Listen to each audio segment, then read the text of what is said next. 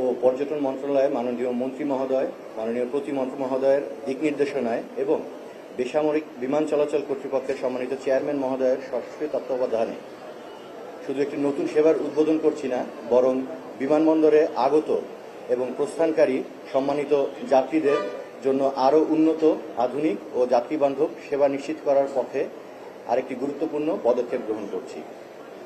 আপনারা জানেন, একটি আন্তর্জাতিক বিমানবন্দরের মান শুধু তার অবকাঠামো বা প্রযুক্তির উপর নির্ভর করে না, বরং নির্ভর করে যাত্রীদের প্রাপ্ত সেবার গুণগত মানের উপর।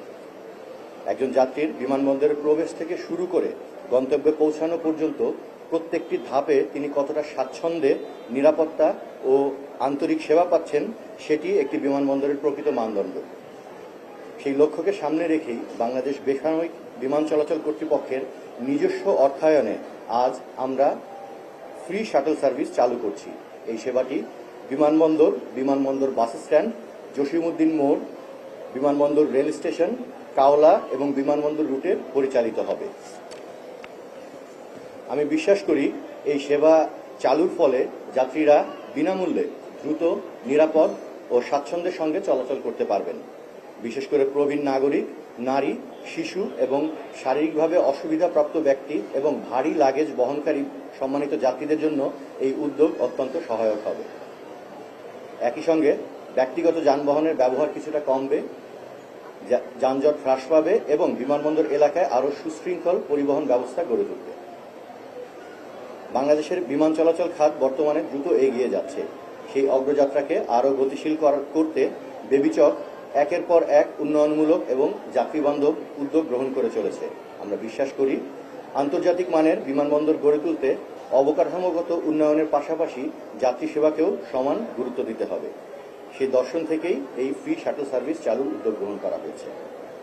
সম্মানিত যাত্রী সহভাগী, এই মূল মন্ত্রকে ধারণ করে হযরত শাহজালাল আন্তর্জাতিক বিমানবন্দর ভবিষ্যতেও যাত্রী সেবার মানোন্নয়ন, নিরাপদ ও স্বাচ্ছন্দ্যময় ভ্রমণ নিশ্চিতকরণ এবং আন্তর্জাতিক মানের সেবা প্রদানে নিরলসভাবে কাজ করে যাবে।